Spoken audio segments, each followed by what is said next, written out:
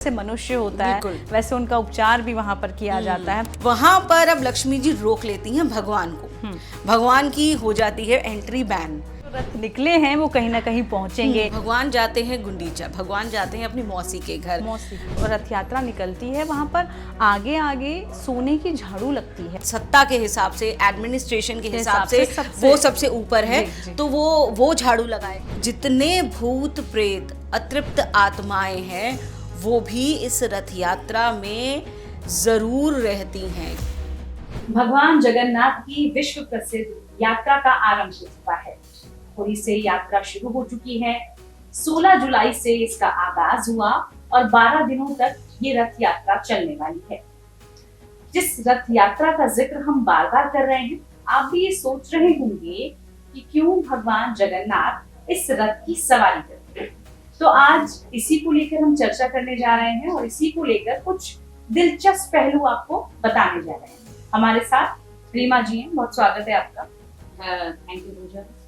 उनसे हम पूछेंगे, आप उन्हें भक्ति टाइम में अक्सर देखते हैं और हमें लगा कि इनसे बेहतर इसको लेकर और कौन हमें मिलेगा जो पूरी डिटेल में हमें समझा सके कि भाई ये रथ यात्रा कहाँ से शुरू होती है, इसका महत्व क्या है, ये 3 रथ क्यों रखे गए हैं और इनके जो रंग हैं वो अलग क्यों है, इनमें कौन कौन सवार रहता है, इन सबको लेकर आज हम चर्चा करने जा रहे हैं। रीमा जी, सबसे पहले हम रथ की बात कर रहे हैं, तो 3 रथ हमेशा 3 ही दिखते हैं।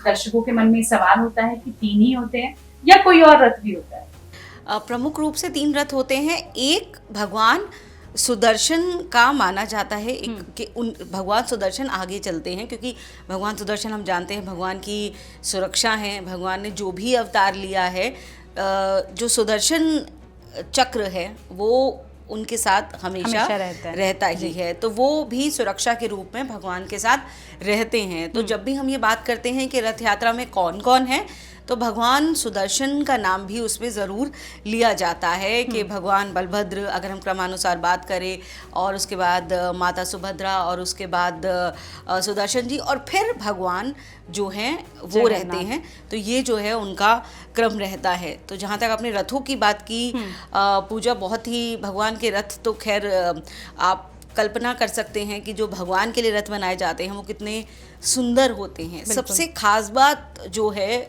अगर हम समझें कि इन रथों को पूरी तरह से प्राकृतिक तरीके से बनाया जाता है। बिल्कुल। इसके पीछे एक अलग कहानी है कि जो ये रथ बना रहे हैं वो एक ही परिवार के लोग बना रहे हैं। ये भी जो है कहा जाता है कि काफी पौराणिक काल से वही लोग बना रहे हैं और रथों का संरक्षण वही करते हैं। और जैसे आपने कहा कि काफ़ी नेचुरल तरीके से इन रथों को बनाया जाता है। और उसके बाद क्योंकि आज से रथ यात्रा शुरू हो गई, हम देख रहे हैं लाखों श्रद्धालु वहाँ पहुँच रहे हैं, भारी बरसात हो रही है, लेकिन सबका जोश वहाँ पर कम नहीं हो रहा है, भक्ति भाव कम नहीं हो रहा। तो मुझे ज़रा ये समझाइए कि रथ आपने बताया कि तीनों सवार रहते हैं, अब इसमें ऐसा भी होता है कि कौन सा रथ आगे चलेगा, कौन सा पीछे चलेगा, या तीनों रथ साथ चलते हैं? वो लगभग ऐसा लगता है कि साथ चल रहे हैं, लेकिन बलभद्र जी, सुभद्रा जी, जगन्नाथ जी। तो और अगर हम रंगों की बात करें, क्योंकि आपने कहा कि रंगों की बात करें, तो वो इस तरह से रखे जाते हैं कि ये पहचान में आते हैं। जब आप देखते हैं कि जो भगवान का है वो लाल और पीला है, भगवान का जो रथ है जिसे नंदी घोष कहा जाता है वो लाल और पीला है, और उसके 16 पहिए कुल मिलाकर के होते हैं, और उनका एक सारथी है। एक रथ के 16 पहिए जो भगवान का रथ है, नंदी घोष। और सबसे रोचक बात यह है कि 2-2 पहिए कम होते जाते हैं। तो भगवान का जो रथ है नंदी घोष, उसके 16 पहिए हैं। बलभद्र जी का है, उसके तालध्वज, उसके 14 पहिए हैं। और जो सुभद्रा जी का रथ है दर्पदलन, उसके 12 पहिए हैं। और तीनों के अलग अलग जो है सारथी हैं। जैसे जो भगवान के सारथी हैं वो दारुक हैं, और अगर आप बलभद्र जी के सारथी की बात करें तो वो मातली हैं, और वहीं सुभद्रा जी की बात करें तो वो अर्जुन है। और हम जानते हैं कि उनका क्योंकि विवाह जो है वो उनके साथ हुआ है, तो उनका सारथी जो है वो अर्जुन जी को उसमें माना जाता है। तो ये प्रतीकात्मक रूप से आप देखिए तो रथ यात्रा मुक्ति का सबसे बड़ा मार्ग है। ये माना जाता है कि ऐसा और कहीं नहीं होता है पृथ्वी पर, और कहीं कोई ऐसा मंदिर नहीं है जहाँ भगवान साक्षात निकलते हैं, बिल्कुल इतने दिन के लिए मार्ग पर आते हैं। मतलब भगवान का जो साक्षात रूप है सिर्फ भक्तों को मुक्ति देने के लिए। नहीं, मुझे निकलते तो हैं लेकिन जाते कहाँ हैं? अब भाई ये भी एक सवाल है कि जो रथ निकले हैं वो कहीं ना कहीं पहुंचेंगे, फिर ही तो वो वापसी करेंगे वापस, लेकिन वो जाते कहाँ हैं? भगवान जाते हैं गुंडीचा, भगवान जाते हैं अपनी मौसी के घर। मौसी के घर। दरअसल ये जो मनुहार है ये होती है सुभद्रा जी की, कि उनको नगर भ्रमण करता है। एक जैसे बहन, छोटी बहन जो है वो अपने भाइयों के साथ मनुहार करती है कि मुझे घूमने जाना है, तो सुभद्रा जी की मनुहार पर दोनों भाई उनको लेकर के निकलते हैं। और हम ये जानते हैं कि जैसे, और अब देखिए ये बहुत ही हमारी जो परंपराएं हैं, हमारे जो आपसी संबंध हैं, ये उन पे बहुत सुंदर तरीके से बुना गया है। ये जो पूरा रथ यात्रा है, और ये दिखाते हैं कि भगवान भी जब अवतार रूप में पृथ्वी पर आए या आते हैं तो वो संबंधों का निर्वहन कितने सुंदर तरीके से करते हैं, सभी को प्यार से संतुष्ट रखते हैं। तो बहन ने कहा मुझे घूमने जाना है, तो अच्छा चलो मौसी के घर चलते हैं, तो वो मौसी के घर जाते हैं।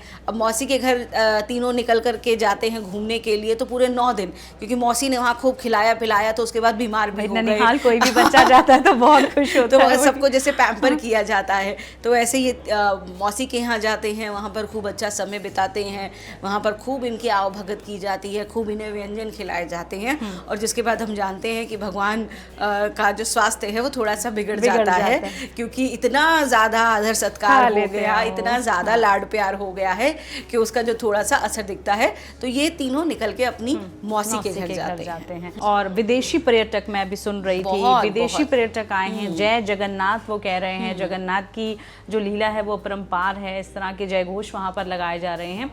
और ये मुझे सिर्फ उड़ीसा पुरी में ही नहीं बल्कि हम देख रहे हैं पूरे भारत में, दिल्ली में जो है रथ यात्रा निकल रही है, बिहार में निकल रही है, अहमदाबाद में निकल रही है, सब जगह।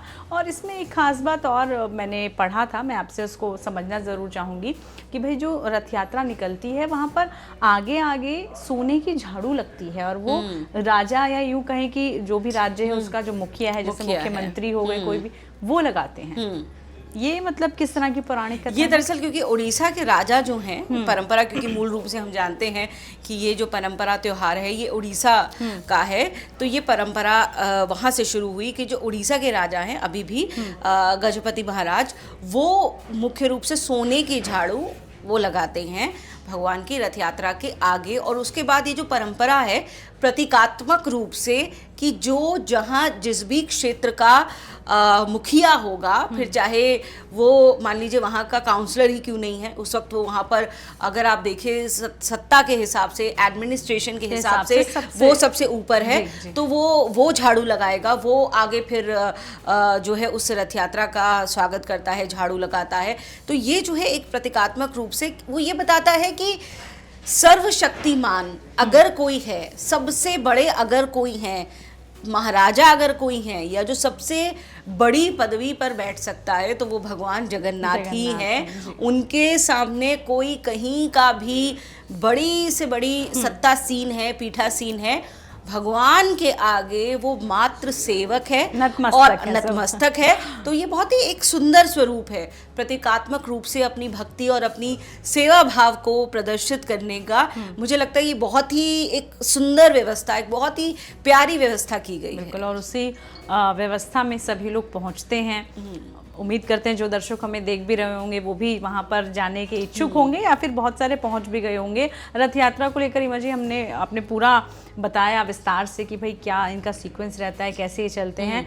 इनको जो लोग खींचते हैं, क्या वो कोई भी खींच सकता है इनको, या फिर ये भी एक परंपरा है? जैसे हम कहते हैं कि कई जगह पहाड़ों पे खासकर हमने देखा है कि डोली उड़ती है, उसको लोग कंधे पे ले जाके लेके जाते हैं, कुछ खास लोग होते हैं। तो क्या जगन्नाथ की जो रथ यात्रा होती है उसमें भी कुछ ऐसा खास है? पूजा, जो उनके मुख्य परिकर होते हैं मंदिर के, वो तो मूल रूप से होते ही हैं, या फिर आप जैसे मुख्य पुजारी कह लीजिए, पुजारी परिवार होता है। और उसके अलावा अब हमने देखा है कि ज़्यादा से ज़्यादा लोग, कोई भी, क्योंकि यहाँ किसी भी तरह से किसी वर्ग का या फिर किसी भी ऐसा कोई भी डिफरेंस नहीं है। यहाँ पर सभी लोग जो भगवान जगन्नाथ के प्रेमी हैं, उनके भक्त हैं, वो उसके बाद उस रथ यात्रा को खींच सकते हैं। और उसके बाद बारी बारी में मौका दिया जाता है, क्योंकि ज़्यादा ज़्यादा से ज़्यादा लोगों को, क्योंकि कहा यह जाता है कि अगर आपने रथ यात्रा को में उस रस्सी को छू भी लिया तो मान लीजिए कि आपके ना जाने कितने जीवन का उद्धार हो गया, पुण्य मिलता है, पुण्य मिलता है। और क्योंकि इसके बारे में मैं ये बता दूं कि रथ यात्रा में कहते हैं कि सिर्फ मनुष्य या देवता तो पूरे ब्रह्मांड के या जितने कोटि कोटि देवता हैं वो भी रहते हैं, जितने भूत प्रेत अतृप्त आत्माएं हैं वो भी इस रथ यात्रा में ज़रूर रहती हैं, क्योंकि उन्हें ये लगता है कि अगर उनकी मोक्ष प्राप्ति का सबसे सुगम सबसे आसान मार्ग है तो वो ये है, भगवान साक्षात निकले हैं, इसलिए उनके लिए अधर पाना अनुष्ठान होता है।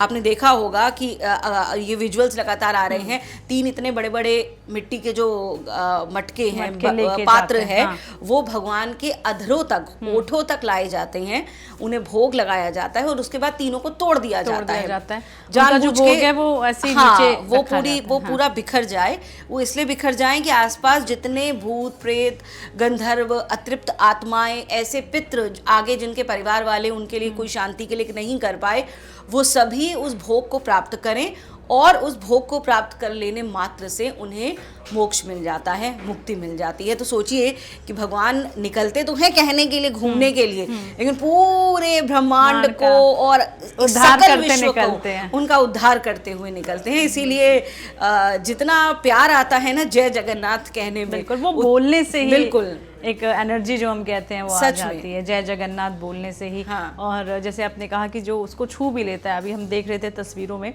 कि लोग सिर्फ रस्सी तो हर कोई नहीं छू पा रहा, जिसने छुई है लोग उसको भी छू रहे हैं, उसको भी टच कर रहे हैं, उससे ही उनको वो क्योंकि शक्ति मिल साक्षात रही है ना, भगवान जगन्नाथ जो है वो पूरी तरह से साक्षात है। हम जानते हैं कि अगर बात की जाती है कि ऐसे भगवान जिनका दिल धड़क रहा है वो भगवान जगन्नाथ हैं, पूरी तरह से जो प्रमाणित करते हैं कि वो साक्षात हैं वहाँ पर।